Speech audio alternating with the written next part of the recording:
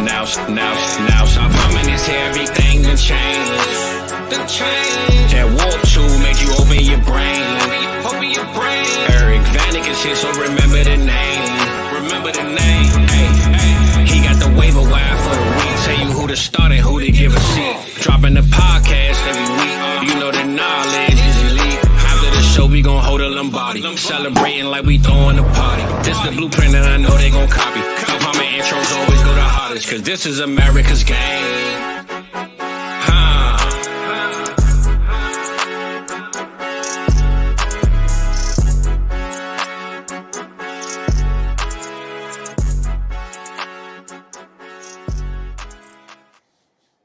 What is going on, everybody? Well, welcome back to America's Game, episode number 31. I'm your host, Eric Vanek, and you can follow me on Twitter at Eric Vanek NFL. And this week, I am joined by the man, the myth, the legend, Adam. What's going on, man? I tell you what, every time I see that, like, it just, Fizzle really outdid himself on that intro, man. He killed that shit. He destroyed it, bro. That was awesome. Yeah, and the guy who did the video, he did a good job too. Yeah, that guy didn't do too bad. I mean, you got to come correct when the song's that correct, you know, like it. Right. That gets me in the mood, man, to do America's Game. Speaking of which, thanks for having me on. What are you thinking? This time of year, man, it's like there's this dead period, but I feel like once this combine hits, which is literally this weekend, the dead period starts to feel like it comes out of the dead period. All of a sudden, things are back alive again. Yeah, I mean, things are starting to kick up. I don't know if you've done any startups yet, but I'm in. I've done one. I'm in one. Are you? Okay. Dynasty Barry's got me in some. Are you doing the Triple Crown? Okay. Yeah. Man, Barry's on me, really wanting me to get into that, and I cut back some leagues. So I'm trying to make sure I don't OD it, but I might have to get in that Triple Crown, especially here in the you're in it, dude. Yeah, I thought it was a cool I've done idea. one startup so far, so okay. It was fun. That was like immediately after the season finished too. Yeah, I've done a high stakes draft. I've done an FFPC draft, like best ball for the year. I've done an underdog draft the other day just for shits and giggles. So yeah, I'm just dabbling in a little here, a little there, a little different redraft, a little dynasty. Yeah. Just kind of keeping the brain working, see where people go, who's too high, who's too low, all that kind of shit. Yeah, man, absolutely. I love to hear it. You have to let me know how this startup goes that you're in right now. Are you currently like doing it now? Yeah. So it was a MFL league that we decided to move over to Sleeper just because. Because you're smart. And it's hard to get new players for MFL. Honestly. Yeah, it is. Yeah. So. Yeah, that sucks and all, but it is what it is. So it's just a little harder to fill MFL orphans. So this league had like 7 or 8. Well, it had like 6, and then it ended up being 8 because we switched to Sleeper, and these people didn't want to switch to Sleeper. Gotcha. Shout out to Mike, by the way, for getting me more liking Sleeper again, since he showed me this blue stacks and how to get like the mobile stuff onto my actual computer, and I can navigate it like it's on my computer, like it's on my phone, So shout out to Mike for that. That has turned me around on Sleeper, at least. Love to hear that. There's still some shit, I don't really care for, but that's just like little nitpick shit, Right. Yeah. So how it is now, I can actually do my best ball leagues, which are most of my Sleeper leagues now, on the computer. So I'm like, okay, I'm fine now. I won't complain and bitch about Sleeper as much as I used to. Right. But so we restarted this league just because there was so many people. There was like 8 or 9 of the 14 were new people. I'm like, we might as well just restart this whole thing. And so we all kind of agreed, let's just restart it since there's so many new people. And then like some of the dispersal or teams that were in the league wanted to throw their teams into the dispersal like I did. So we just all decided, let's just redraft the whole thing. So we did the Derby. I think I ended up with the 3rd pick of the Derby, and somehow they let me have 101. It was 3rd round reversal, all that stuff. So let's get the 101. Yeah, so I'm like, thanks. I'll take Josh Allen. So if you look at the warp for this league, It's like pretty quarterback heavy. Running backs and wide receivers are really even, and then the Okay. tight ends are like Way down. Yeah. way down. So I'm not even taking one until later. Is it best But ball or lineup? let's line up. Okay. So far I ended up with it was third round reversal too. So first pick I took Josh Allen. Second pick came back to me. Obviously a bunch of quarterbacks went. So I decided between Justin Fields and Brock Purdy were my two picks. It is a slight point per carry league. And then kind of just looking at the WARP per game, like Fields was quarterback 17 on the year, and Purdy was like 6. Yeah. But if you look at the WARP per game, it was literally like a 0.07 difference between the two because Field just when he starts he's so massive. Yeah. So Right. I took Fields here, hoping he's gonna go to a new spot. He's gonna excel. Yeah. Still gonna be able to run the ball. So I started off just Josh Allen, Justin Fields. Third round reversal came around, so I obviously had to pick last in round three. Round 3 again. Right. Brandon Ayuk and Jonathan Taylor were there. I took both of those guys. I mean, I like the start already. So you doubled up at QB. You get Fields, you get Allen, and then you got you got an RB1 and a wide receiver one in my book too, around 3 Right. and round 4. So I think you're good, Right. man. Yeah, so I did that, and then came back around again. I took Isaiah Pacheco as my RB2. Okay. And Devontae Adams was there. A lot of the, all the young receivers went right before. Jaden Reed's gone. JSN's gone. Jordan Addison, Metcalf, Zay Flowers, T. Higgins, Tank Dell, Drake London, Rasheed Rice. All those guys are gone. So So you said it came- Jaden Reed went in round 5? Round 5, yes. Wow, bro, that he is really starting to go high in startups, man. Holy Yeah. crap. Well, this is a 14-teamer, so, Oh, two I didn't extra realize it was teams. 14 team. Okay, that Yeah, makes a lot 14 more teams. sense. All right. Yeah. So it went actually in round 5. Jaden Reed, George Pickens, Debo Samuel went all in that round. So all those guys were Okay. gone. So That makes sense. Devontae Adams was still there in round 6, man. And I'm like, People, listen, man. People hate age right now. Yeah. People hate age right now. It makes a lot more sense at 14 teams because that's like round. A lot of those guys are more round 6 in a 12 team. But yeah, I like it. What's crazy is thinking a 14 team that you still got Ayuk and Taylor. Wow, that's Right. really good. And in 14 teams to be able to grab your second quarterback when you have the 101 is pretty good. Like that shows you that people are kind of really sleeping on Fields right now. We're basically worried about the instability of where he's going to land. right. And then, like I said, I took Pacheco and Adams. I really like Adams. I mean, I know he's 31, but like that guy just gets open, He's so damn good. His target share is always going to be up there. Like if Travis Kelce can play till he's 35, I'm pretty sure Devontae Adams can play till he's 35. So I still think I have another 2, maybe 3 really good years out of Adams.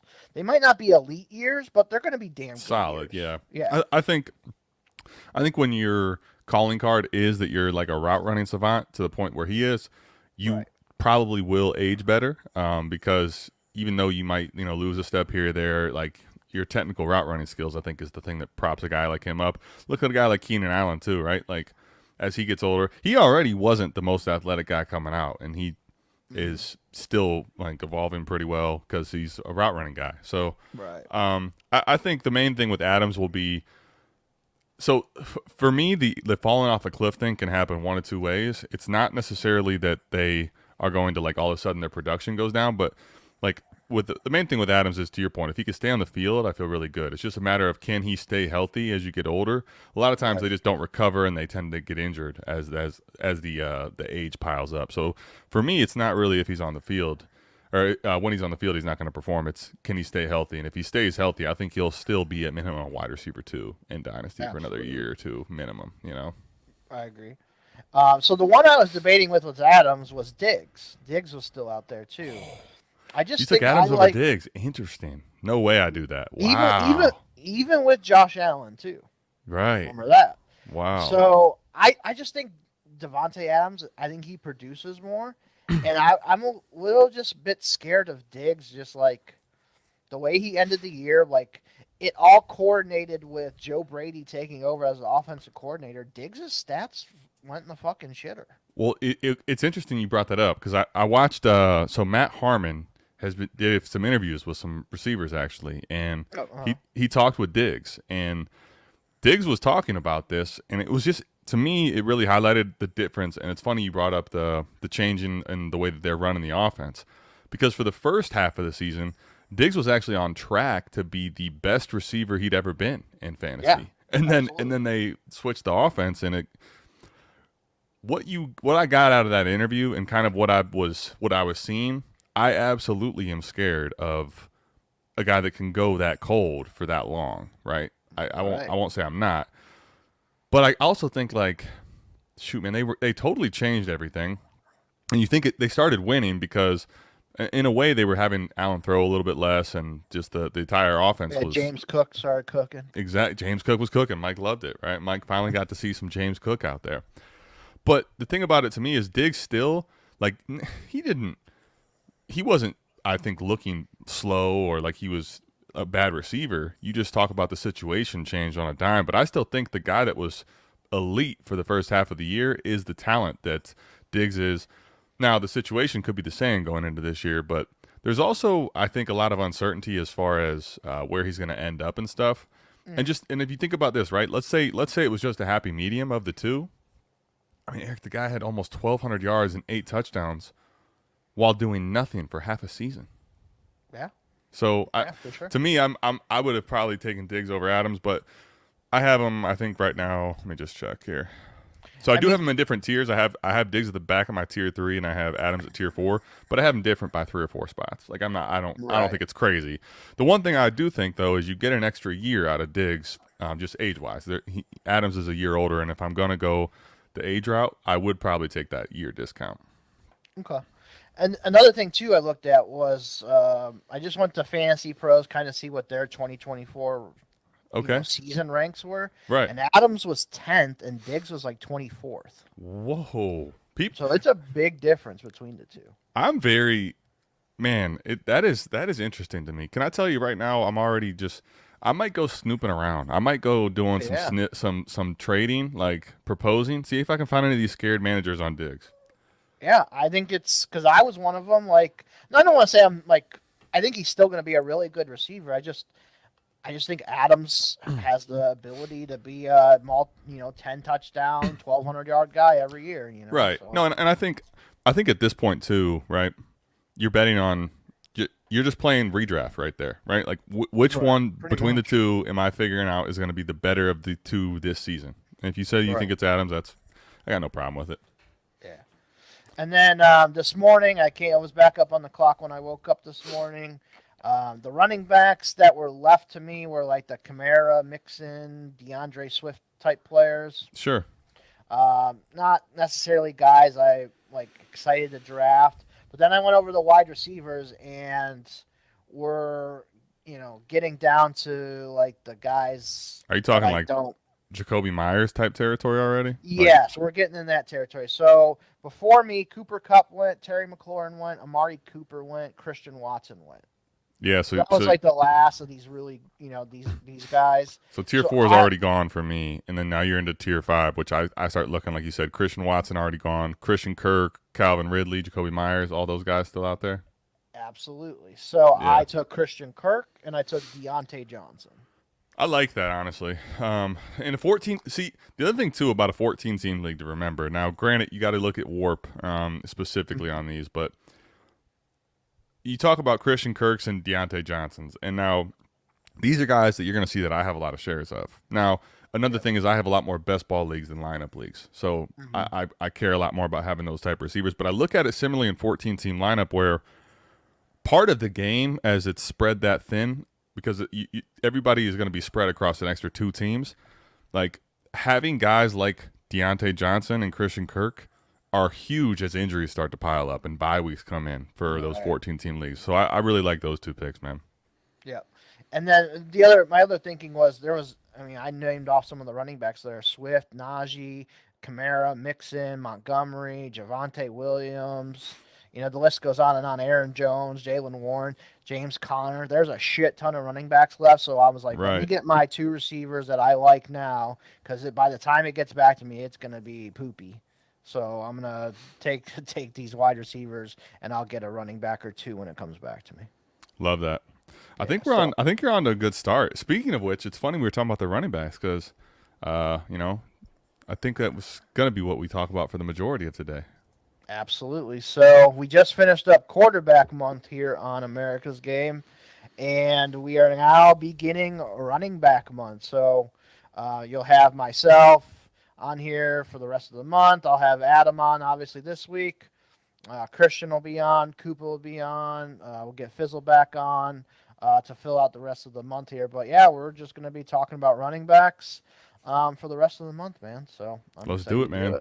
I tell you what, you did well. I have converted away from being as much of a running back lover, but you know, I'm always down to talk some running back stuff, man. Yeah, I mean, they're still an important position in Dynasty, so it's not like it's, we can't not talk about it. So. You got to talk about them, man. Yeah. All right, so my tier one, I have 4 guys in my tier one. So I have Bijan Robinson, Brees Hall, Jahmyr Gibbs, and Christian McCaffrey. And I believe, yeah, you have the same tier 4. It's just we're swapped on positions a little bit. I actually, too, this is something I'm actually going through and updating I did not catch. So for me, that's all the same tier for me. I will say that right now I actually am switching currently what my rankings look like, but Bijan's 1 for me still. Honestly, it's by a hair. I really strongly could make the case for Jahmyr Gibbs. I think the way he's going to be used, the type of opportunities he's going to get in this Detroit offense, I feel like awesome about. Now, while I say that, Bijan Robinson, I expect with a new situation with the coaching change and hopefully with the quarterback change, like you put that dude out there in a better like environment where they're actually using him like they should. I'm still going to take Bijan ahead of him, but it's Bijan 1 for me, Gibbs 2, Brees 3, and then McCaffrey 4. I think here's the thing. This time of year right now I've got to be reflective of that. As we get into the season or the start of the year, like it's September, August, I think McCaffrey could end up making it higher in his ranks for me. But right now, it's just this time of year, McCaffrey is such a locked-in asset. Like he's so hard to move this time of year. So that's why I put him at the back of the tier. Yeah, I agree with that. So we only just have Jahmyr and Brees swapped between. So you got Brees at 2? Yeah, I have Brees 2 and Gibbs at 3. So, I mean, I can honestly, they're literally in the same tier. I can flip-flop that any day. So, not like I hate Jahmyr Gibbs or anything. Sure, yeah, no. I just think, so let's talk a little bit about why we have Bijan the number 1 guy. Okay, let's do it. So, for me, kind of looking at this new offense, with Zach Robinson as offensive coordinator, you have Raheem Morris as the new head coach. They're going to be bringing this Rams style of offense to Atlanta. Look at what the hell Kyron Williams just did with the Rams last year. And now, Kyron, I think that's the same draft class. Like, he definitely wasn't anywhere close to the athlete that Bijan Robinson is. Kind of projecting Bijan in that same offense, maybe getting the same kind of workload that Kyron did. God damn, man. Bijan could have a massive season. So I am super excited to have him up there. Sure. No, yeah, I mean, well, to the point you just made, I mean, if you told me that Bijan Robinson, just forget schemes, forget everything. If you told me that Bijan Robinson was in this range where Kyron even is, let's not even say he's that high, but let's say it's like he's in that top 10, honestly, of opportunities per game, which basically is going to put him in like 18 touches a game. Forget it, man. Like Bijan with that amount of opportunities, like honestly, forget anybody else. He's right. I don't know that anyone will be able to beat him in points per game.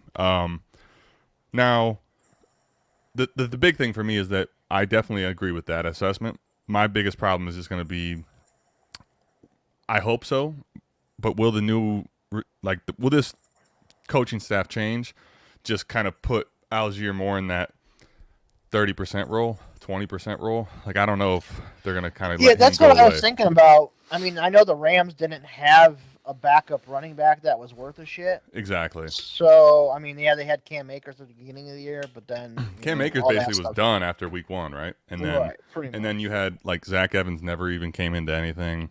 Yeah, And you as had, soon like, as a Kyron Ronnie got hurt Rivers that there time, for yeah, they had to go to they went to the couch, man. So yeah. they just didn't have, I think, a viable running back 2 that McVay trusted. So I think like with Algier there, that's why I say the opportunities probably I don't think will be as high as Kyron's. But if it's even close, if you're telling me he's getting 17, 18 opportunities a game, he's in the top 10 again. Guy like him, it could be, ceiling is the roof, so to speak. Absolutely. And then with Brees and Gibbs at 2 and 3, I think just for me, I think I have Brees above Gibbs just for the fact that there isn't anybody else there behind Brees, really. Okay. I mean, they have Abanikanda.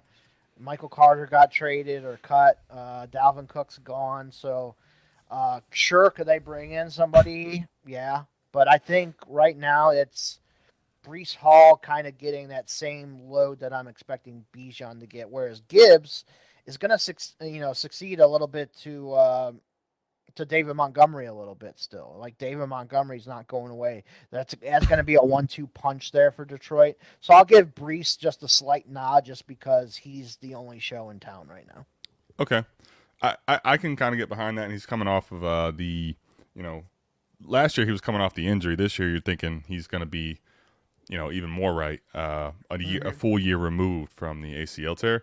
The one thing about Gibbs to me that is just so intriguing, Eric, is that I think about his season, and he very much was like, there was a lot of this DeAndre Swift kind of lingering feeling where it's like, man, you just used a first-round pick on this guy. Drafted him high in the first round.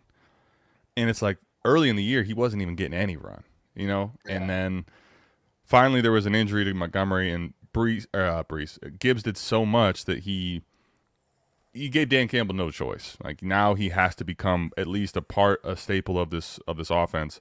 And honestly, the way I saw his game evolve, and the way every time, this is to me, Eric, this guy he really presents, I think, what could be the most efficient running back that we've ever seen. Period. Like this guy, he had over 5 yards a carry. He had over 6 yards a touch when he was getting a reception. And there's plenty of times where I think about the games where he got like hit in the backfield still. Tons of times he was just still getting hit back there. So when he's in space, he's just so dangerous. Oh, yeah. And I do think that if you wanted to put Brees and Bijan ahead, I can totally understand it, because you just look and you would say typically, like, I think their bodies are a little more able to take on this workhorse role if it was to happen. Right. Brees, we saw it down the stretch there. Bijan, I think no one doubts that he could handle that. My only concern would be that if those guys ahead don't necessarily get that true, full workhorse role, because I don't know that anyone can be as efficient as Jahmyr Gibbs is starting to look. And to me, it's to the point of I'm just kind of banking that overall, as we move forward, almost no running backs are going to have a true workhorse role. And if that's the case, I want to lean the Jahmyr Gibbs side, where I think he's going to be as efficient, if more not efficient, than anyone else out there. Yeah, I can see that argument too, but I also think the reason that Gibbs is so efficient is because they have David Montgomery too. For sure. They're not overusing Gibbs to the point Agreed. where he's worn down. So it's Agreed. allowing Gibbs to be that super efficient running back, which I absolutely love. So Agreed. hopefully Detroit stays with this combination and they can keep it going here for a couple years. I think like a Tony Pollard plus, where like you want to see him in a role where he's getting a little bit more than half or roughly half, like maybe 60% tops, because you want him to be fresh. You do not want I don't know. Jahmyr Gibbs, if you gave Jahmyr Gibbs a full workload as a workhorse, I don't think anyone's going to be mad about it. But I definitely don't know that the efficiency stays as high. I completely agree with you. So I almost prefer that he's in that role where he's a 1A maybe at best, right? But there's someone getting that very good workload on the backside. And I don't want to say Pollard or Gibbs could become Pollard, like if it was just a Jahmyr Gibbs show, and we saw what Pollard did last year. It wasn't as explosive and as great as we thought it was going to be. Sure. So I'm kind of worried about that for Gibbs too, if Montgomery keeps missing these games. But right. I'm not that worried about where I'm gonna discount Jahmyr Gibbs here. No, And no. then we both have McCaffrey 4, so I think you got to have him in tier 1. I'm fine having him at the back of the tier, but if you're just playing year to year, I think McCaffrey's probably number 1 on my list. No, that's the honest. That's where for me, like I almost actually because of the time of the year it is right now, Eric, I almost put him in tier 2. And the only thing about it is where I couldn't do it ultimately. I got to put him in tier 1. Here's the thing about it right now. If I have a guy like McCaffrey, if I could actually move him for value that like I could move a Bijan, Jahmyr Gibbs, Brees Hall, he's gone every single time. The problem is right now, like I feel like he's kind of an asset that you can't move and is not as appealing because it's February. Everybody's going to be talking about the combine here soon. Everyone's going to be talking about the draft coming up, and it's all this rookie hype. But again, once we get to training camps here, you want to put Christian McCaffrey at 1, I'm not going to fight you. Right. And if you're talking about more of a year or 2 window, go to the Devontae Adams and Stephon Diggs conversation we're having earlier. If we're talking about it in more of a mindset of we're playing Dynasty, but I'm looking at 1 to 2 year window, Christian McCaffrey stays healthy, I could see him being the RB1 overall for the next 2 years again. So yeah, it's more so just a timing thing for me. Like because we're so far from the season, I'd rather not have a guy like CMC. The other thing, I don't knock on wood, but we saw this with Cam Akers in the summer. All of a sudden, like if CMC caught an injury on a random thing this offseason, it's devastating to his value. Yeah, I agree. But yeah, that's where we have him. Yeah, so, all right, we're going to kick off the tier 2 now. And in tier 2, you only have one guy, which is Jonathan Taylor. And then in my tier 2, I also have Jonathan Taylor kicking it off. But I also have Devin Achane and Kyron Williams in my tier 2 as well. Okay. So I think you have Kyron. I have Kyron at 7. You have him at 10. 10, yep. So you have a couple other guys above him. Yep. Man, I really like Kyron Williams. So do I. Don't let my ranking deceive you from my Kyron love too. But go ahead. Right. I'm listening. He, a lot of people, including me, saw those workout scores and everything after the combine, and we're like, woof, we're out. And then I started, the drum beat started about his rookie year, going into week 1, where it sounded like he was going to have a pretty big role, even over Cam Akers. And that's when all the Cam Akers stuff started, where, the Rams were maybe moving on from him. Kyron gets hurt the first game, first kickoff, and it kind of just ruined Kyron's season from there. Yeah. So coming into this year, I kept that in the back of my mind that, hey, they really like Kyron Williams. They really value him. And I think he's going to end up being one of the guys that's, they really count on over Cam Akers. So I had Kyron on a bunch of teams still, drafted him late. People dropped him in leagues after his rookie year, and I picked him up for free. Sure. I mean, he was, to your point, he was a 21st round pick in startups. So exactly. It wasn't like people were, even when the season started, very, very high on Kyron Williams, to your point. Absolutely. Right. And he was a just monster in fantasy leagues this year. PPR, half PPR, no PPR, fucking 7 points per carry in the state of California leagues. Whatever it was, dude, he fucking killed it in every single league. Sure. Yeah, he was a beast last year, man. No debate at all. Yeah, I mean, he's 23 years old. He's still locked into that offense. Do I think the Rams are going to address maybe a backup, a little better of a backup? Sure, they could draft somebody. I mean, Zach Evans is still there. They didn't cut him or anything, so they still value him. Sure. Maybe Zach Evans improves and he's the backup. Ronnie Rivers is just a guy, nothing special. They had Royce Freeman there for a little bit too. I don't know if they're going to bring him back. Yeah. But I just don't see much competition there for Kyron because he does everything so well. So for Dynasty, in my opinion, I think he's right outside this first tier, and he should be ready to rock and roll. So I really like Kyron. We both had Taylor there, and then I had Achane, which you're your 6th guy, so he's kind of in tier 2. You have him in tier 3 at the top of it. So I think you just got to put a chain there. Like, he was such a great PPR back this year. I think he had 50 something catches. And that's only going to get better. He's only going to get better. Once, Miami is going to have to probably improve their offensive line here a little bit, so that'll help. And just the way that Miami plays football, man, I think a chain is set up for multiple years of success in big fantasy games.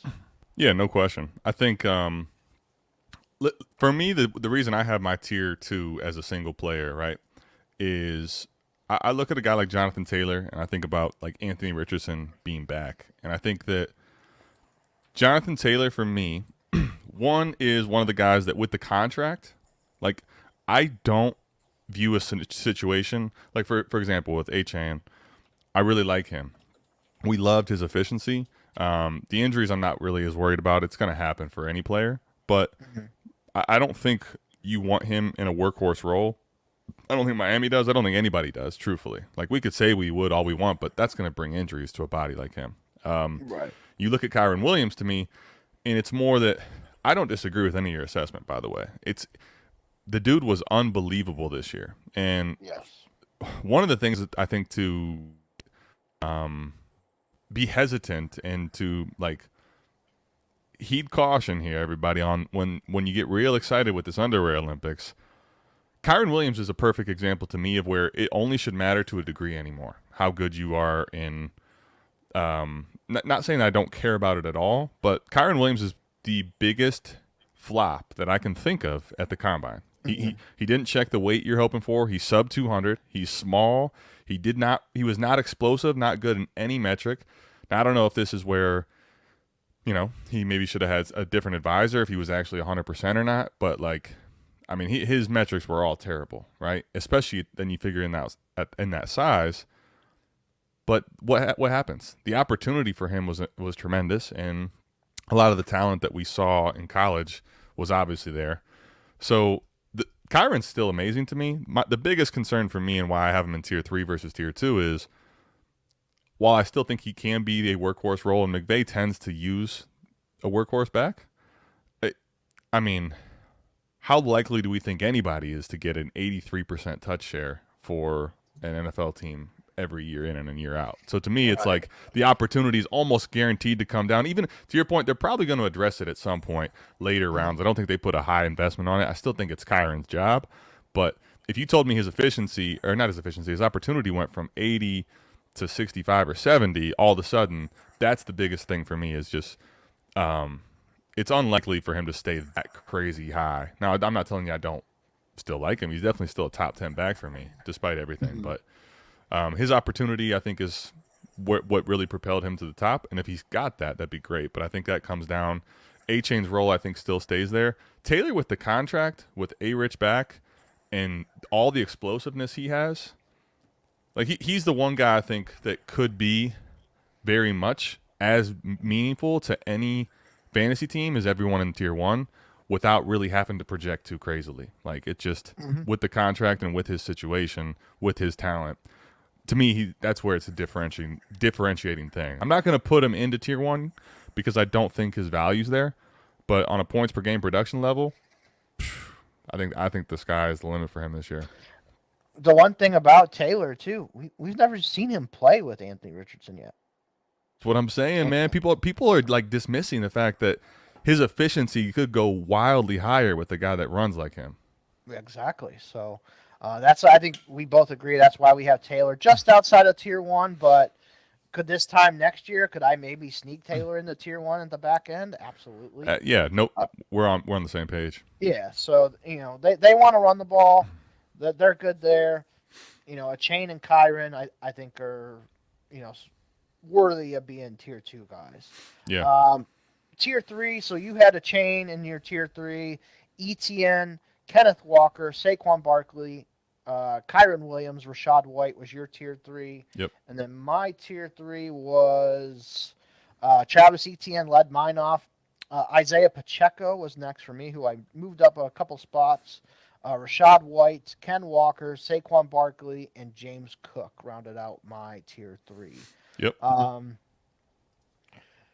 Let's talk Pacheco, because I had him quite higher. So, yeah. And just kind of looking at him, while I was doing that startup draft made me. So I had the decision between Pacheco, Rashad White, and Kenneth Walker. Were my three choices. And I went with Pacheco just because kind of the same thing as Brees Hall. Like, there's nobody there. Clyde's going to be gone, most likely. McKinnon is a free agent as well.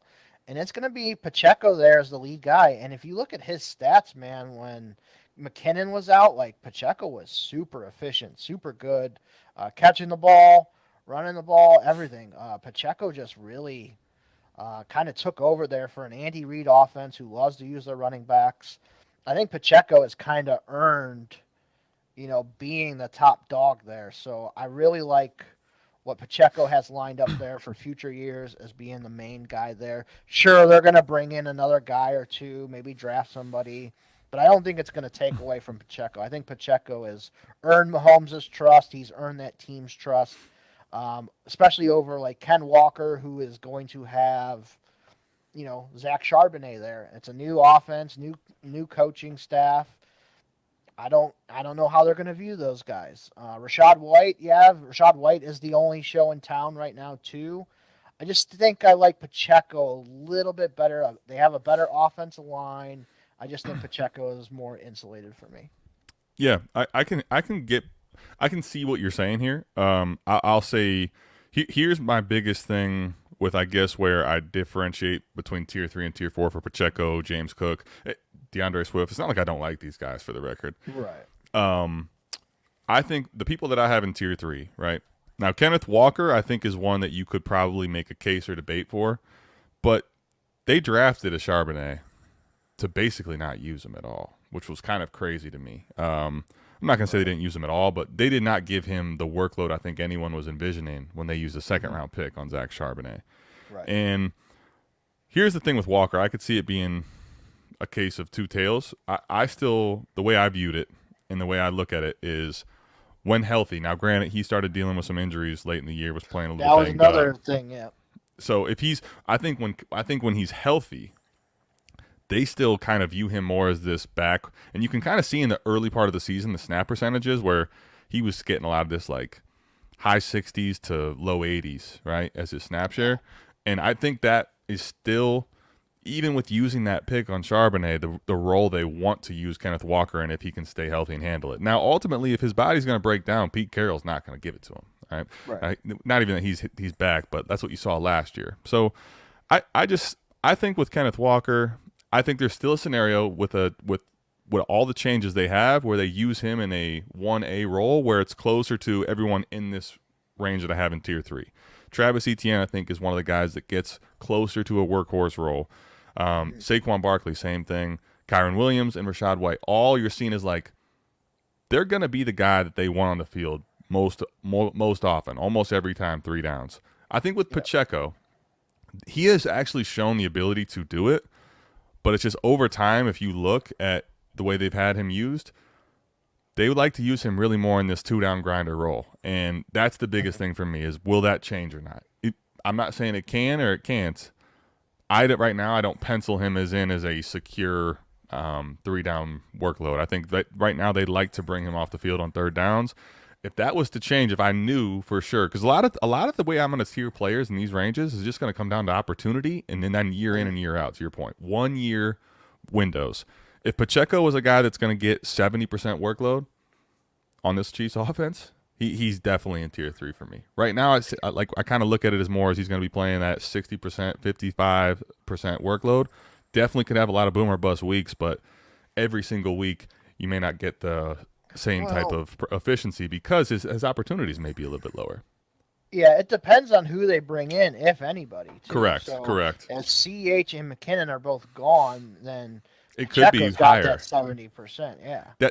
That's where it's so hard to say right now. Like, I love talking running backs, by the way, but like to your point, if McKinnon walks, CH walks, and they don't bring in someone that's a opportunity, like a very good 3rd down guy, a guy that is good in pass pro, maybe Pacheco does take that leap, and then I would definitely adjust my rankings for the record. Right. Another guy I would adjust my rankings on too is Barkley. If he does sign somewhere better this I'm pulling offseason, yours like, up. Where do you have him? I'm curious. I have him 12th in the tier 3. Okay, back at tier 3. Okay. Yeah, so he's at the back of tier 3 for me. So it's not that I don't like Barkley, but it's just right now penciled in with the Giants. Obviously, So that if can you change saw a good situation for him, he goes to tier 2 for you. I think I would maybe move him to the top of tier 3. I could maybe put him at the back end of tier 2. Okay. But it would just depend on the landing spot. Like the one really good spot that people keep talking about is Houston. Well, I was gonna say Houston is like top of the list, right? Like right, yeah. So we don't know if he would end up there, but even just a better spot, I would definitely have him over Ken Walker. I definitely would have him over Rashad White, over Pacheco and Etienne. I think that's where I think I would pencil him in. But I think I would definitely move him up at least 2 spots, if not more. it's fair. I think Barkley to me, and this is one of those things that'll be interesting to see. If you look.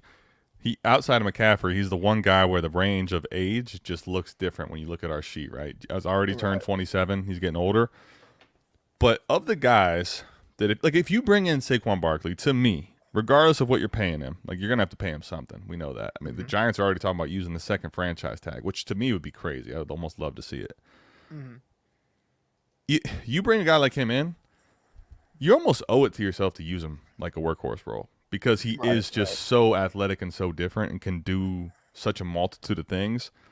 And if I think about that, like even when the Giants roll for him, and not the role, the situation for him has been rough, Saquon's been out there all the time. It's just so hard to see guys that are going to see that many opportunities anywhere. And so for me, even despite the age, I can't really drop him outside of my top 10, 12. You have him in top 12 too, so we're not very different on that.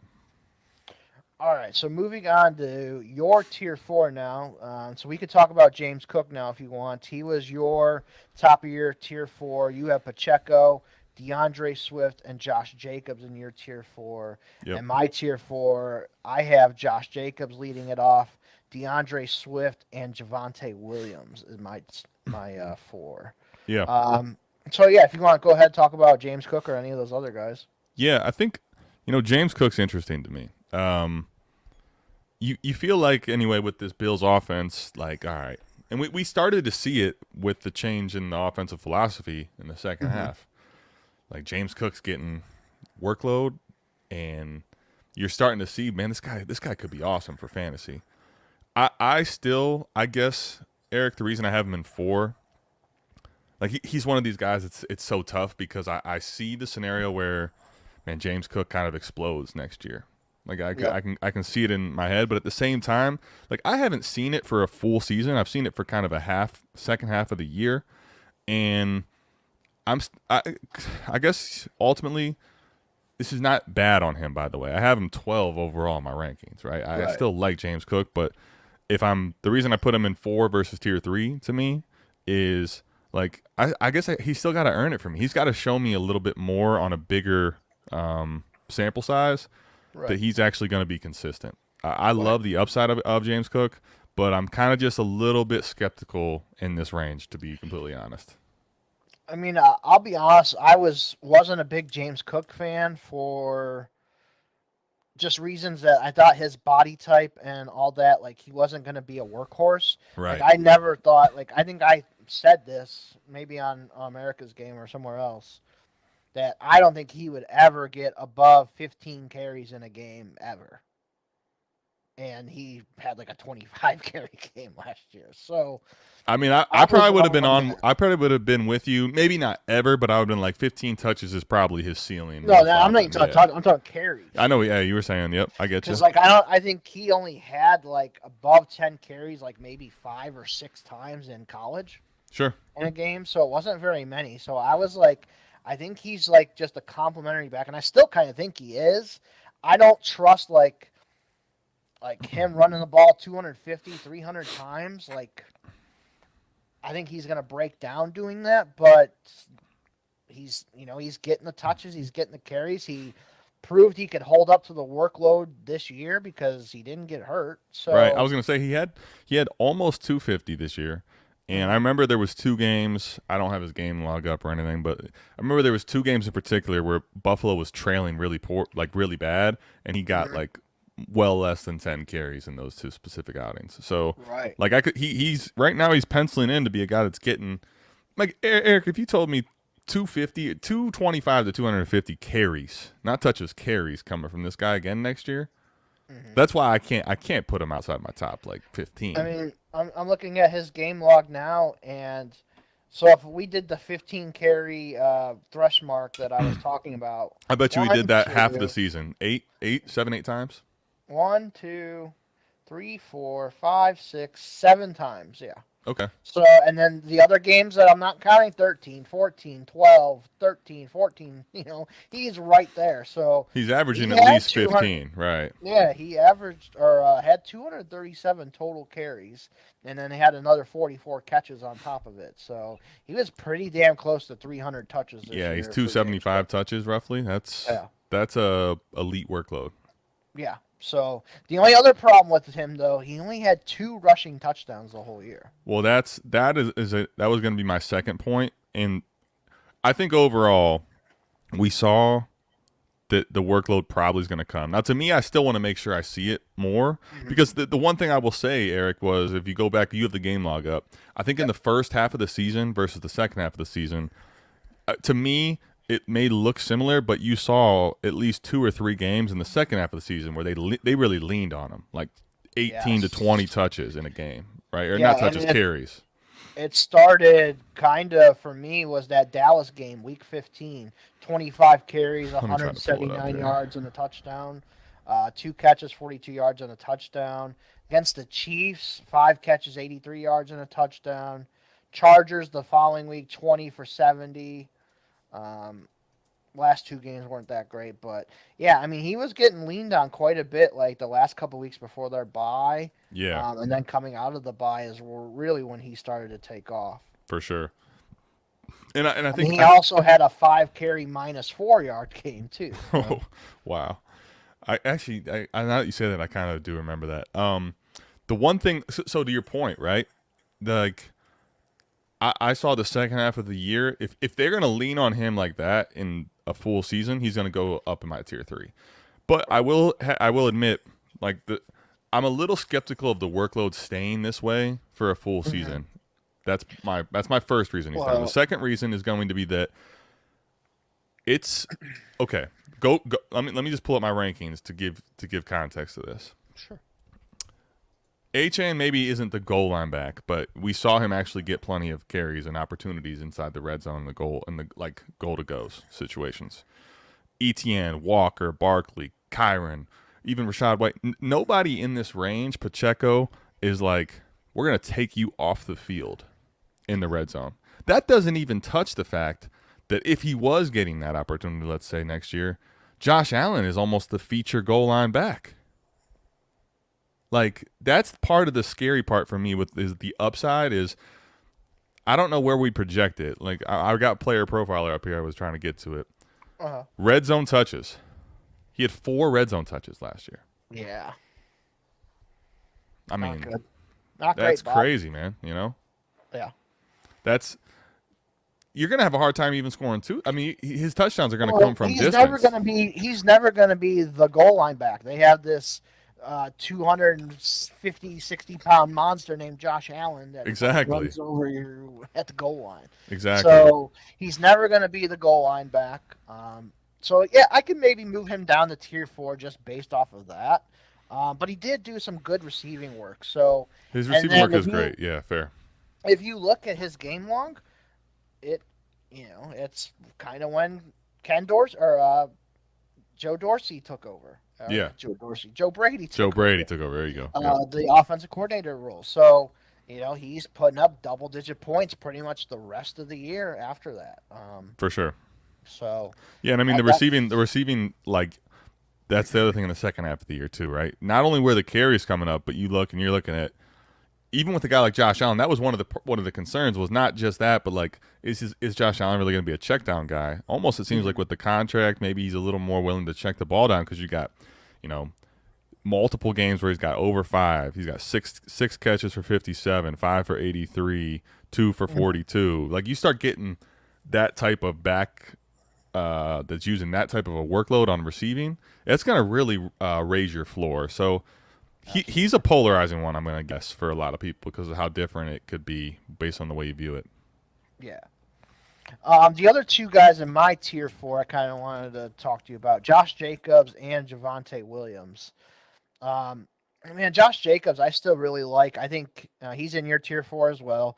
I think he ends up back with the Raiders. I think they like him. I think they can work out a contract there. Hopefully, we'll see how that goes. But man, he is very efficient too. Like, he could catch the ball once he gets rolling, man, and running the ball. I just think even if he went to another team, like, I don't think he's that far off from what Barkley could do. Okay. So I'm leaving Josh Jacobs up there. I think he's a very underrated guy in Dynasty too. Maybe a guy that I should, go look around for. Maybe I can buy him on a little bit of a cheaper discount than like what a Barkley would cost. So, what's your thoughts on Jacobs? Yeah, I think I'll be honest. I'm a little bit worried now. Okay. Until he proves me wrong, like I can't put him outside of this tier. I have him at 14. What I saw, like, it's been almost 2 years. I've been kind of like with the Zamir White thing. It wasn't even Zamir White, more so like I've been waiting to see if there was an opportunity for him to come off the field and what that would look like. And when I saw that Zamir White was as efficient and as good as he was this year, when Jacobs missed time. And the other thing I will say is Jacobs is now he's, I believe, 26. Yeah, he just turned 26 in February. Okay. So he's 26 this year. He's completely off the first round contract now, right? Yep. And to this point, like, he has gotten a lot of wear. He didn't have a lot of wear coming out of college, but he has a lot of tear playing with the Raiders. And this year, to me, I felt like I started to see a lot of efficiency decline. And that is my biggest concern is if he's going to be efficient, I think a team could say, hey, we're going to give you the full, you're our 3-down guy.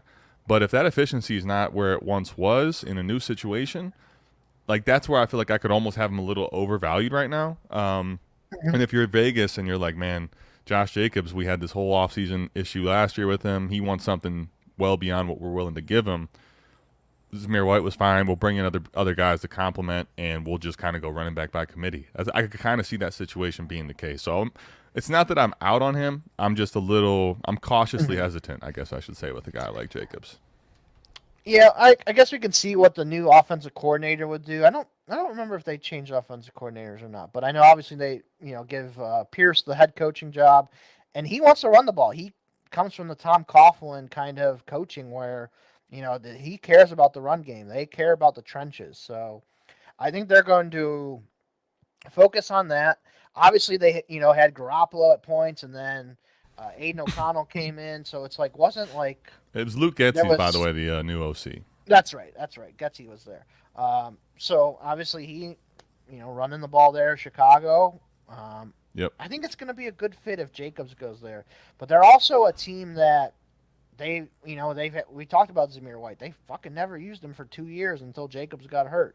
Yeah, I know. And then they gave him the whole lion's share. It's crazy. Yeah, and he was great. So that's why I have Zamir White kind of high in my rankings. But I'm going to drop Zamir White down though if Jacobs does come back. Well, this is where I was going to ask you. Okay, because I'm kind of curious your thoughts on this too, and I think this is something people haven't really considered as much. Zamir White couldn't, for whatever reason, could not earn, honestly, even complimentary work, right? It was just like we're giving Jacobs everything. Right. Did Zamir White do enough, especially considering the coaching staff is the one that used him, at least Pierce? Did he earn enough to at least split the backfield? I think that could end up being the worst case scenario for Jacobs. I don't want to say split, but I could see 60-40? 70-30, and those are the only 2 guys they use. I mean, if it's 70-30, I think that's still plenty fine for Jacobs. I mean, yeah, I think honestly what I would do is I would, do what most of these teams do. You give Jacobs 2 drives and then Zamir White gets a drive. Okay. Yeah, That's I mean, kind of how I would do it. the reason I say that, and I want to just highlight one of the problems or things I think to think about with Jacobs. Opportunities or touches per game last year. 20.8 Josh Jacobs. For like context, Kyron Williams 21.7, McCaffrey 21.2, Saquon 20.6. Like, I guess what I'm trying to say here is if his workload is in that like elite tier, I probably am too low on him. But if you told me this goes to 16, let's say they took away 4 touches, 5 touches a game, all of a sudden that's, Ramondre Stevenson range, Chuba Hubbard range. It's if Zamir White takes enough of the workload away from Jacobs just because it's like almost giving him a little bit of a rest because he's getting older, all of a sudden in fantasy that might not be what we like, especially if this offense, we have no idea what this offense is going to look like. Remember when we had Jacobs 2 years removed, Carr was still there. When he had that great season, the offense was a lot more efficient. We don't even know what this offense looks like. Right. I mean, they didn't use Jacobs in the passing game as much as they did the previous year where he exploded. So I'm hoping that Jacobs can pick up some more in the receiving game a little bit here. That will be a big thing too. Agreed. Yeah. And then the other one I had was Javonte. And that's just purely off of, man, I didn't think this guy was going to be ready for the start of the season. And this fucker came out with that torn-ass knee and was ready for training camp, like first day. Yeah. And that was like, whoa. Yeah, multi-ligament knee injury and played the whole season, bro. Yeah, he was like, he might have missed one game or one game. Yep. I think one game was, not banged up that much. Didn't have like the greatest season ever. Like it was a lot of 60-yard, 50-yard games and stuff. But this dude played through that.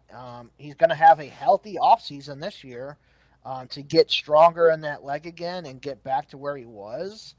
I'm banking on that kind of little bit of an upside that Javonte is going to get back to the old Javonte from when, he came out of North Carolina a little bit. So that's why I put Javonte up there. And obviously Sean Payton does like to run the ball. And I don't think they don't have very many draft picks. I don't think they're going to be able to afford to take a running back in this draft. So I think it's going to be Javonte and Jaleel McLaughlin and maybe one other guy they bring in.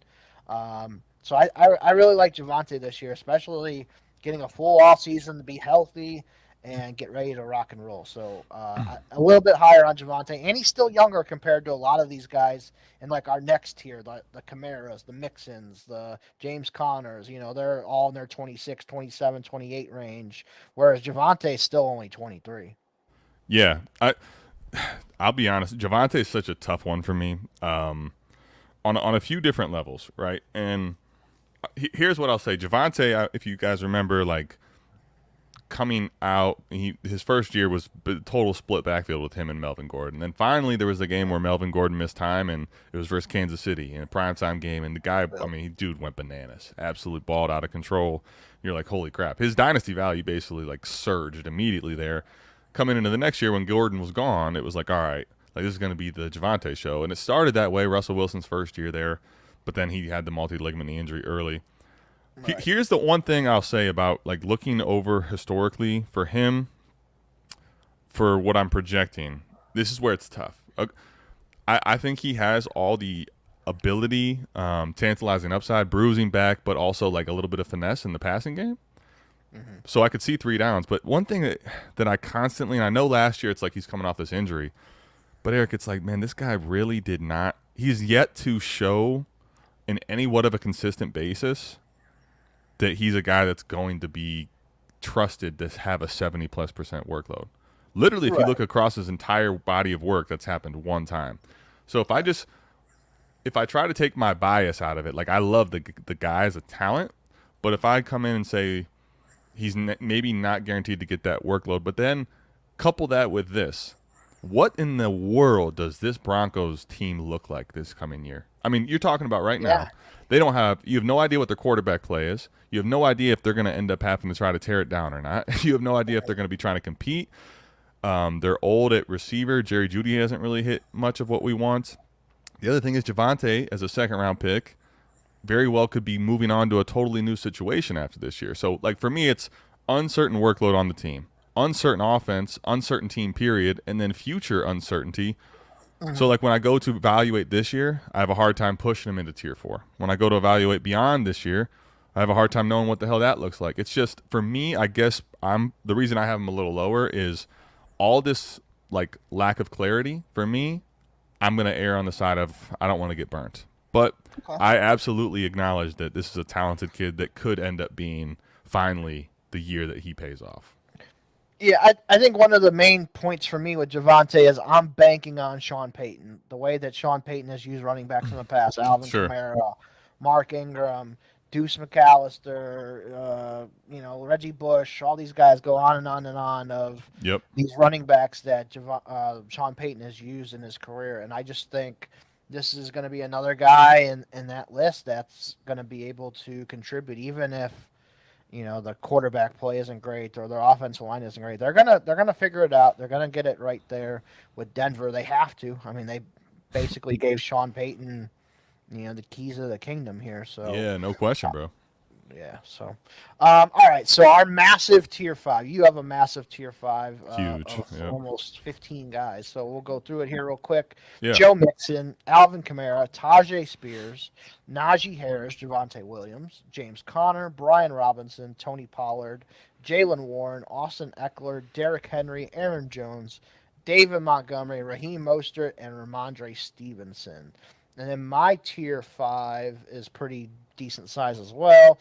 I have David Montgomery leading it off, Brian Robinson, Najee Harris, Tajay Spears, Tony Pollard, Ramondre Stevenson, Joe Mixon, James Conner, Jalen Warren, Alvin Kamara, and Nick Chubb.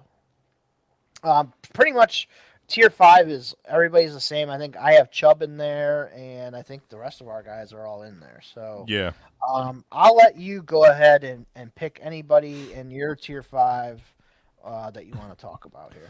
Yeah, I mean, this is such a massive tier. And I guess for me, the reason I have it all here is like, they're all kind of the same. Yeah, I have a hard time telling you that I feel confident enough where, like, just single year that any one of these guys is guaranteed or should be out of this year range this offseason. Right. Now, I could make cases for all of them why they should at least be in this tier. Like, you brought up Nick Chubb. Nick Chubb, for me, it's like the age. I love him. The age and coming off of an injury that serious. That's why I have him down a couple spots. Like, I'm a little hesitant there. If he's healthy or even remotely healthy, he's gonna be a big value, big time. Yeah.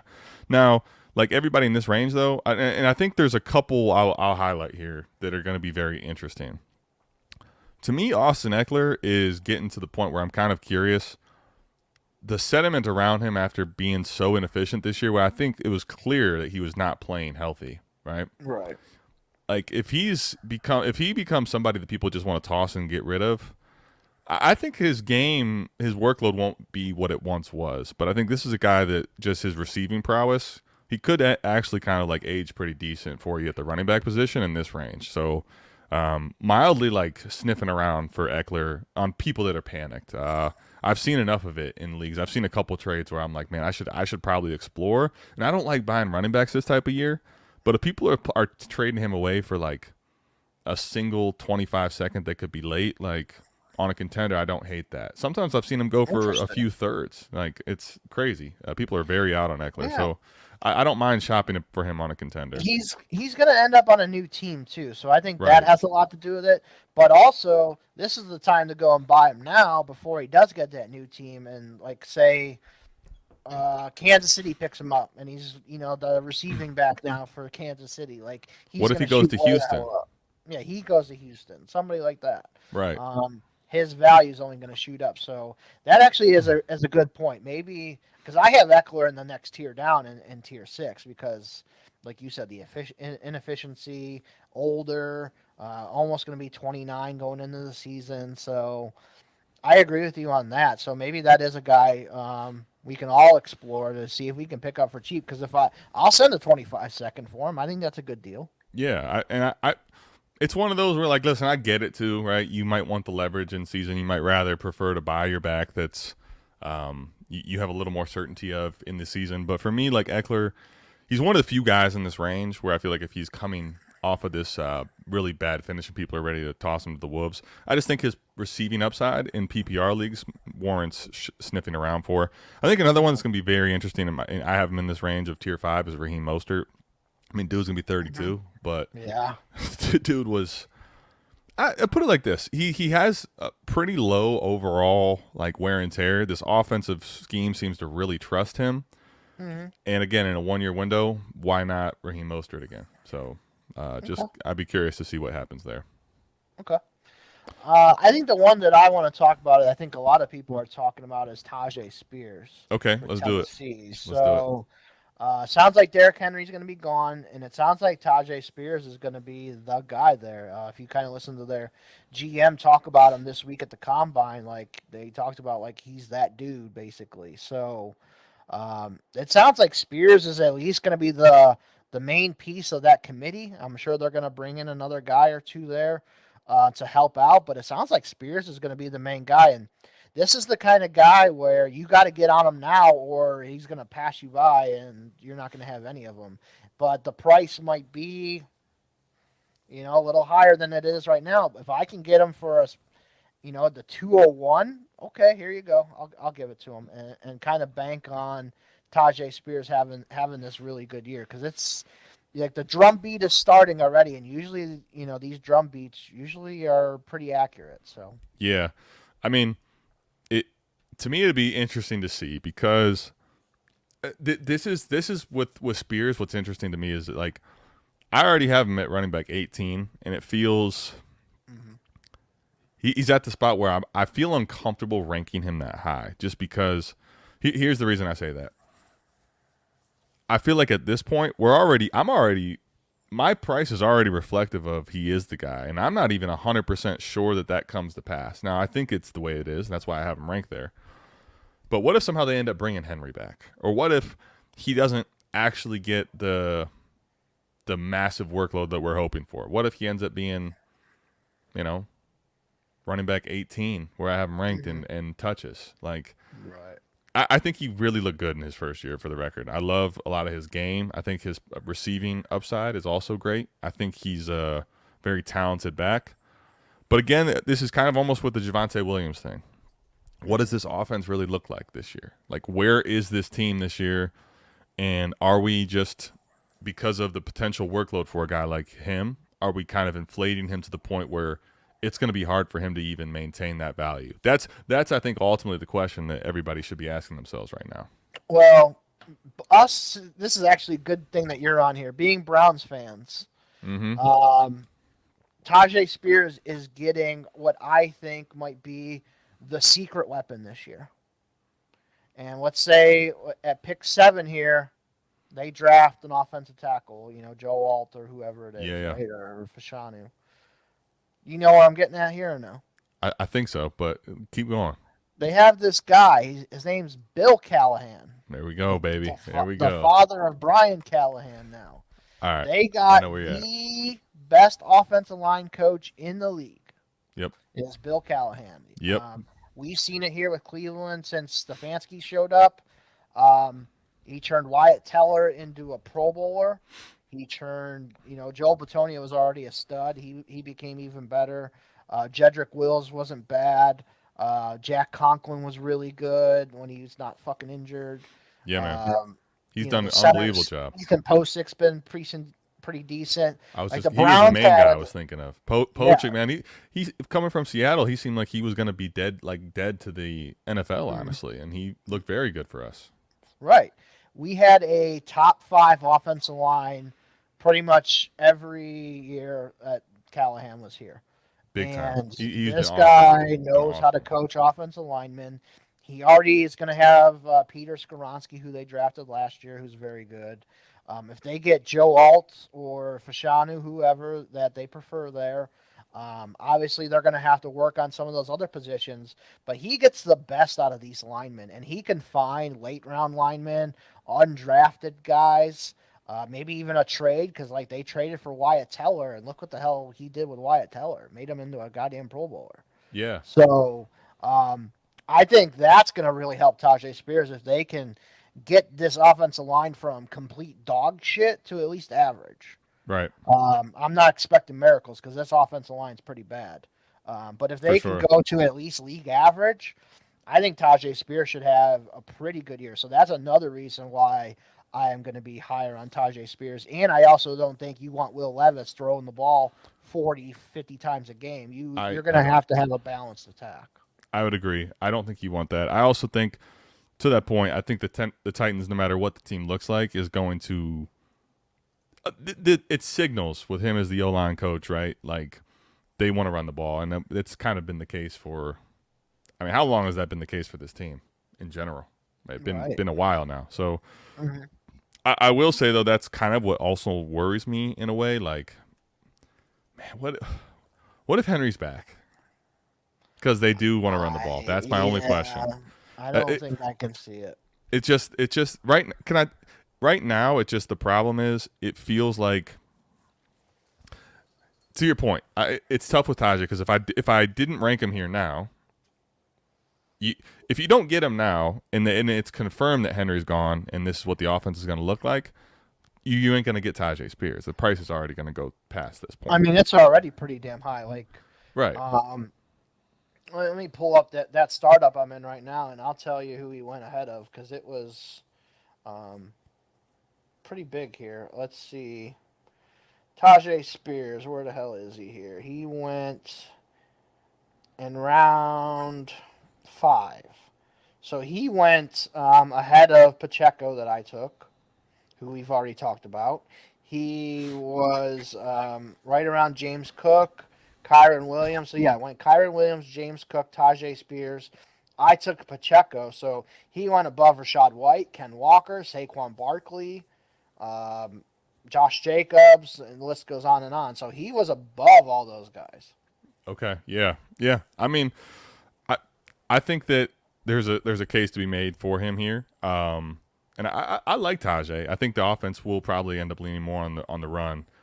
I guess ultimately my question again comes down to, and the reason I have him in this tier, can I confidently tell you right now that he's going to perform better than Brian Robinson did last year? Is he going to perform better than James Conner did last year? Is he going to perform better than even Tony Pollard did at times last year?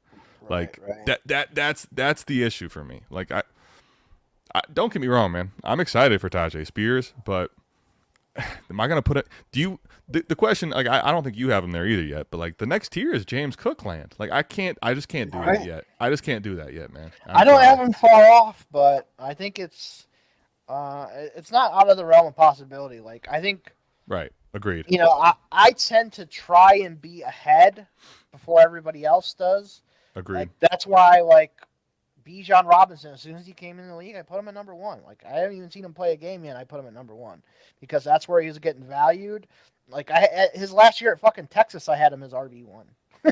And he's not even in the NFL yet. I don't even know a team or anything. So, like, you got to be ahead of it because, like, if you're waiting until after the draft to be like, oh, okay, now I'm in on Tajay Spears, you're not going to get him. Late. Yeah, it's 100%. You're going to have to pay your future first to get Tajay Spears. Yeah, I mean, honestly, you might even have to pay that now, frankly. Like, that's what people I don't even know if somebody's doing the 201 for him right now because whoever has him liked him so much last year and drafted him. So that's one of those guys, like, even if you have him, maybe you can fish him out there. Can I get a 2025 first for Tajay Spears? Right. No question. I think that's where the way you just phrased it to me is where it's polarizing for Tajay. If I could find a place where I can get him and it's reasonable, I would love to do that. But at the same time, if he's getting to that price where, like, I'm getting future first, I might be packing his bags too. So he's kind of right on that cusp for me. I don't know. Is there anyone else in this tier 5 you want to talk about? Yeah, so I was going to ask if there was anyone else you wanted to talk about, or even outside of our tiers that maybe you wanted to bring up. I was going to say, if you didn't have anyone else, I was going to, like, start going to my tier 6 and 7, and I think I do. The reason that tier 5 is very long for me, Eric, but I honestly think, to me, it signals what I feel more confident in projecting next year. And I know even some of these will change, but the next tier of guys for me, like, I could end up seeing the cases for all of them, but it really I have no true shreds of confidence in what that projection Yeah, like actually is do going to you look like, dude. yeah, the Panthers draft Jonathan Brooks in round 2. Chuba Hubbard ain't 100% gonna be. Chuba Hubbard's toast. fallen down so far. Look at what they did with Miles Sanders. They paid Miles Sanders to be the guy. It turns out he just wasn't. Like, what if they decide that that's what Like, they want to have this year? Right. I don't even have confidence in like Devin Singletary like over Damian Pierce. Like I just think maybe Pierce was hurt, just maybe didn't know the playbook as well or whatever. Like Singletary dominated the last half of the year. Maybe Yeah. Pierce comes back. Okay, and then Saquon Barkley signs with Houston. Both of them are fucking dead. It's 100% correct. Like, Wow. and to this point too, like I've got both of these Chicago guys in there: Khalil Same. Herbert, I Roshan Johnson. too. Like Yeah. I don't know, man. Charbonnet. I feel like he looked okay at times, but he did not really get to earn nearly as much work as I was hoping to see for him in his rookie season. I guess that's where tier 5 for me. There's a big difference as far as clear projecting what's going to happen next year versus what is to me like honestly tier 6 is almost all overvalued guys because I think their projection workload is totally different. Right, I agree with you. I think you have your tier 5 and up is the top 30 guys, and then after that's tier 6. I agree with you. Kind of looking at my rankings too, like my tier 6 and down are like, yeah, there's a couple guys in there I like, but there's also a couple guys that could completely fall off the face of the earth too with just one draft pick or one signee in free agency, and it's all over. Yeah, definitely. So it's tough. Agreed. But then at the same time, it's like, all right, well, if the Panthers don't really address the running back situation, like maybe Chuba might be sneaky. But I can really at this time of year, I have a hard time giving you any shred of like real reliance on any of that stuff. Let's finish on this one. So let's say Okay. from tier 6 down for both of us. Okay. Who's the one guy on this list that you think has the chance to catapult into at least tier 5 before the season starts? Okay. Ooh, one guy is tough. That is a really tough question. I mean, I have mine if you want me to go first. I'll give you mine. I think there's a couple, but I have at least 2 as well. So yeah, there's a. I'll give you this one as the one that I'm kind of rooting for and have a lot of shares of.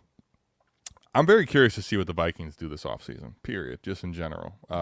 There's a lot of talk about them possibly, round 2, maybe getting a guy like Bo Nix maybe or a quarterback because they're not sure about what to do with Cousins. Mm-hmm. If they don't address the running back position, like Ty Chandler to me might be someone that sneaks into this tier 5.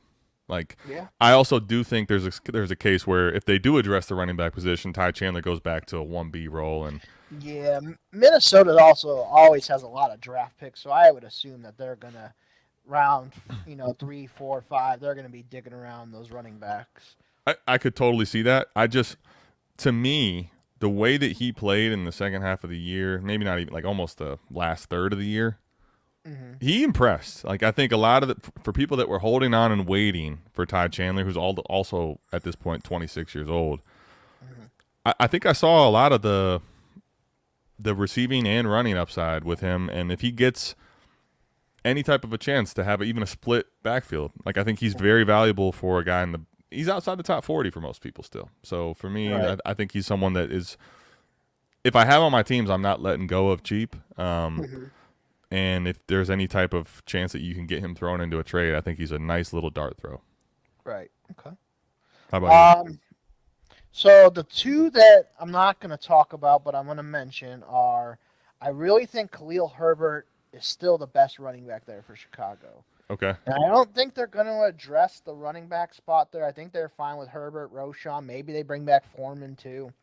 I still think Khalil Herbert is the best running back there, and I think he should get the starting job. I didn't think Roshan was all that great. Like, he had opportunities, and he never really took the bull by the horns and ran with it, He never did. You're definitely right. Herbert came back. He missed like 5 games. He came back and was like, right back in there with Foreman. I think when Herbert got hurt, Foreman came in and he was the lead guy. So like, just kind of makes me think that Roshan is just like a complimentary, like, almost Give third him a down back. series. Yeah, the third down back, give him a series, like that kind of guy. Yeah, Where I think Herbert could be a little bit better than that. The other one I'm going to mention that Michael love is Antonio Gibson. I think if sure. he can get on the right team, the right scheme fit, um, to where they use his receiving ability and all that, like Antonio Gibson could be a stud somewhere. I think still. I think at least give us another year or two where he can produce, like a top running back. So I could see him getting up there depending on landing spot. But the one I want to talk about, and it's kind of dependent on if this guy in front of him gets cut, and that's Chase Brown for the Bengals. Ooh, I didn't think you were gonna go there because I feel like he's already a guy that's like getting a lot of buzz, but we're projecting now. I definitely get it. By the way, you already hit my second one. So to me, it was Ty Chandler and Antonio Gibson. Those are the two. So go ahead and talk about Chase Brown though. Yeah, I think if Joe Mixon gets cut, which I think a lot of people are kind of like maybe thinking could happen or kind of banking on it, so where the Bengals can save some money because the Bengals are going to need some money here. They got to pay Big T. time. Higgins. If they can try and work on a deal with Higgins, but at least he's going to be on the franchise tag. They're going to have to pay Jamar Chase a big bag of money here soon too. Big time. So they're going to have to find some money here, and that's not like the Browns, Mike Brown and his family that own the Bengals. They're not rolling in it, brother. Yeah, they're not They're not oil people or gas people or whatever it is. Like Jerry Jones was. Right. They're made their money off of this franchise is where they made their money. So it's not like they have all this money just sitting around that they can go blow it and don't care. So like they're very, keep to the books on how to make money for this team. So Mixon could be a casualty. They already took a pay cut last year to keep Mixon around. Mixon had a solid year, but could this be the year that they just say, okay, we're going to let him go. He's had some off-field troubles in the past. Last year was his sister was involved in some shooting on his property or something crazy. I forget that whole story. It was right around there where you're like, maybe they're just going to cut this dude. Yeah, because he didn't sign because him and Dalvin Cook were the two. Like, what the hell's happening with him? It was like past free agency and past the draft. Like, you didn't know what the hell was going to happen there. Yeah. So Chase Brown is definitely a guy. I think the start off the year, it was woof. Like, he looked absolutely fucking awful. But the last half of the year, I'd say like week 10 on maybe, he started to get some more playing time. He got healthy. He was catching the ball really well. He was like taking a series and Mixon would take off here. And Chase Brown, he showed some good stuff there. So if Mixon does get cut, I could see Chase Brown at least being a part of a committee. Kind of talking with Scott, we kind of theorized maybe it'd be Chase Brown and Clyde Edwards-Helaire because CEH is really good friends with Burrow and Jamar Chase. Sure. So maybe that could be the connection there. So like LSU a Chase thing. Brown, Chase Brown and CEH as the backfield there possibly. And then in that case, I would probably choose. I think CEH would be the starter, but I think Chase Brown would definitely have at least a Jaylen Warren type role there. Yeah. So Chase Brown is a guy I think could jump up maybe a tier or two here if things work out for him. If he's with Mixon again, he's probably in like a 70-30 committee again. I was just gonna say it's so funny you say that I'm looking and it's just because Chase Brown had some electric plays, right, in the moments that he got down the stretch, like later in the year. But man, what's crazy is just to go back and look. Joe Mixon was in the top 15 running backs from week 13 to 18, all but one. Yeah. And from the whole season, he never fell really below a 60% snap share ever. And it just, I guess to that point, that's where I'm at with Chase Brown. I actually agree. I think the way that you kind of phrased it, though, is good. Like, if Mixon leaves, I think there's a chance where Chase Brown – may actually get like more of a 1B workload, which really if you think about it, that 60% snap share. Exactly. Yeah. And that's where it could be exciting. But man, it's like, dude, this team still really, really relied on Mixon. And I think there's a case where if they bring in someone, whether it's CEH, whoever it may be, that person could still be the 1A, and Chase Brown might be penciled into more of a 40% snap share.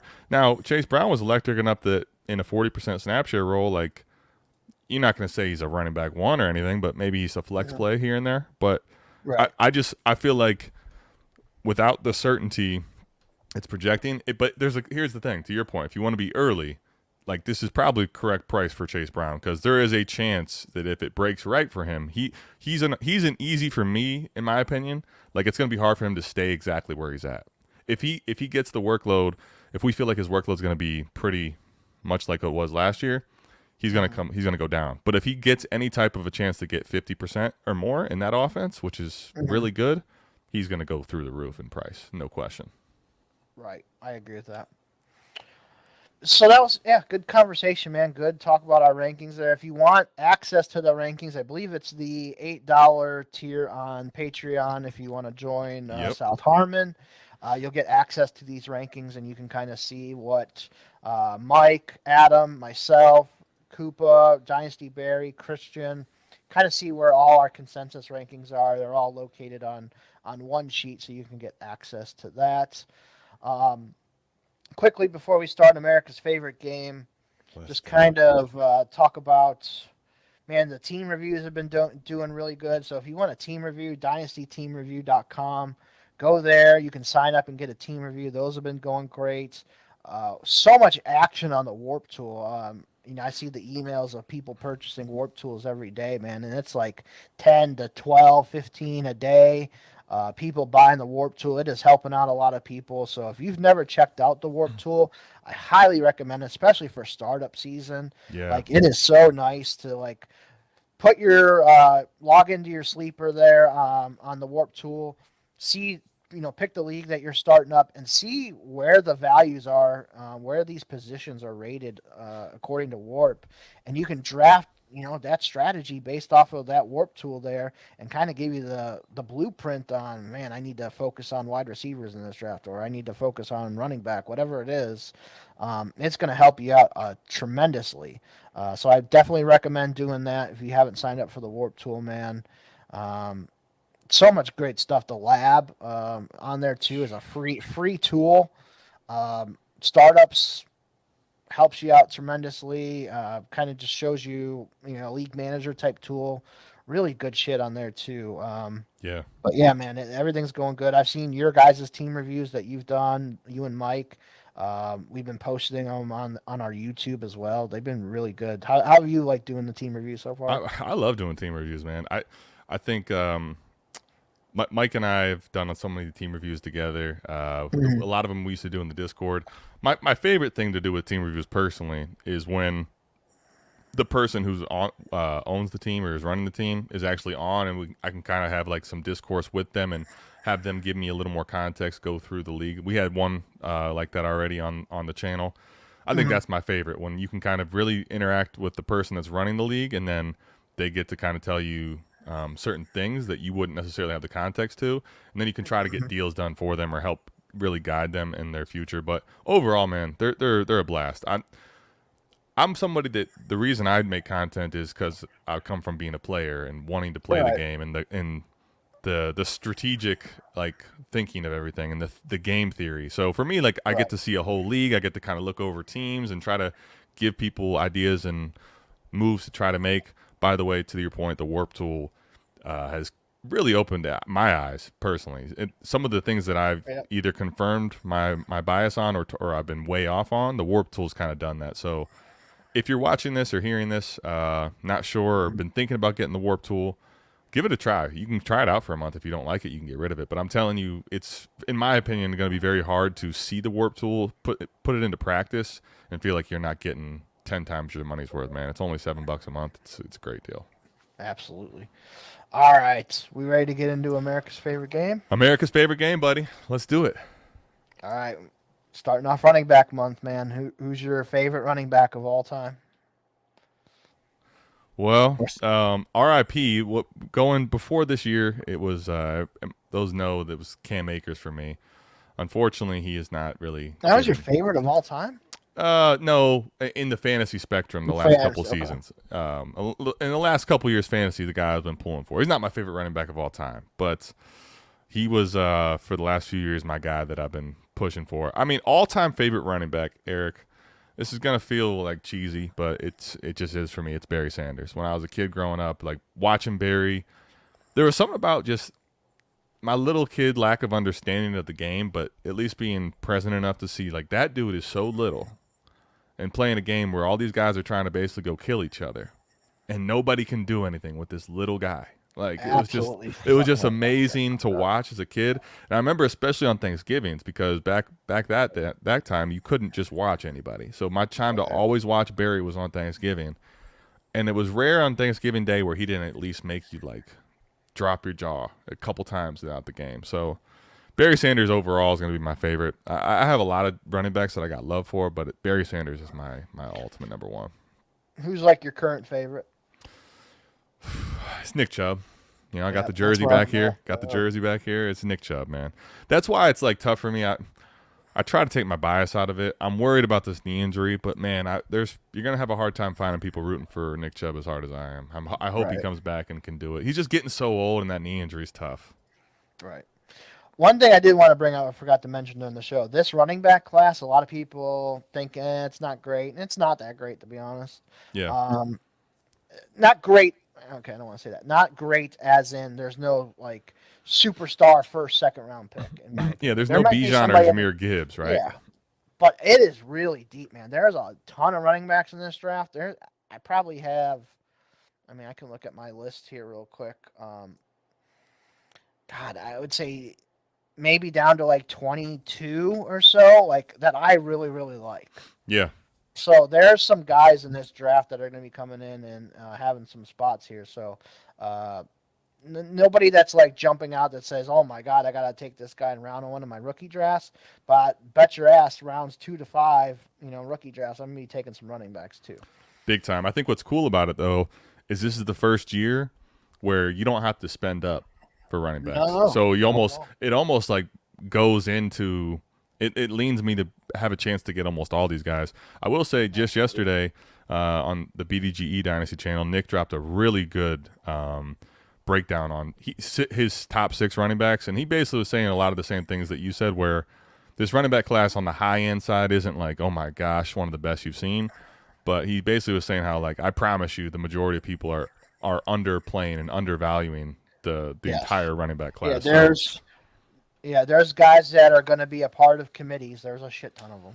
So. Yeah, and there's honestly a couple. There's a few talented players in this class that I think, with the right situation breaking their way, you will be talking about in the mix of the top 3-4 tiers in Dynasty. Do you have a favorite one in the rookie class yet? Yeah, I'm. The injury still scares me, but I'm buying in more and more to Jonathan Brooks personally. Yeah, he's my one. My number 2 I really, really like, and that's Blake Corum. Okay. Well, so what's interesting, you should go watch that Nick video, because the interesting part about it that he did that broke down, which is so true about Blake Corum and why a guy like Harbaugh just gives him every opportunity he could when there's a guy like Donovan Edwards in the same backfield. Blake Corum, basically Nick said he watched a bunch of games, and in every single tape, he never makes the wrong read.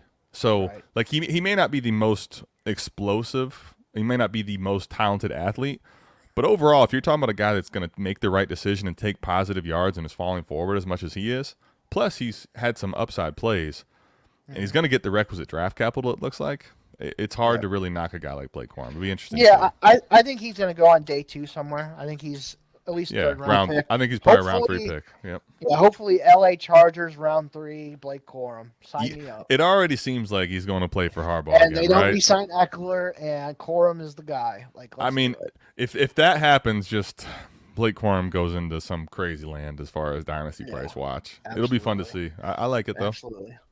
All right, and then finishing off America's favorite game. So I'm like you. When I was a young kid, we're kind of close to the same age. Barry Sanders and Emmitt Smith, those two were the guys back then. Emmitt was that dude too. Yeah, watching both of those guys were awesome. Then when I started to really, get into football, following it, obviously getting into the Eagles and all that. I loved Deuce Staley. I loved Brian Westbrook. Brian Westbrook was a fucking. He was unbelievable, man. Yeah. and then obviously late 90s. Obviously, it started about 95, but I am a huge Eddie George fan. Eddie George Okay. was a fucking monster. Ohio State, baby. Yeah. Dude, you wanted to give somebody 400 carries, that was your guy. And he would sustain the workload. Now, he didn't last very long in the league. I mean, he lasted from like 96 to like 02, 03, whatever it was. It was like a really good back. But, man, that guy took a beating, but he was awesome, man. That dude was, especially at Ohio State, he was a fucking just workhorse. Yeah. So he's probably my favorite all-time running back is Eddie George, personally. Okay. Still like Westbrook and all that. Modern day, I'm with you. Nick Chubb is probably my favorite right now. Yep. Really like watching Nick Chubb run, man. There's just like a different,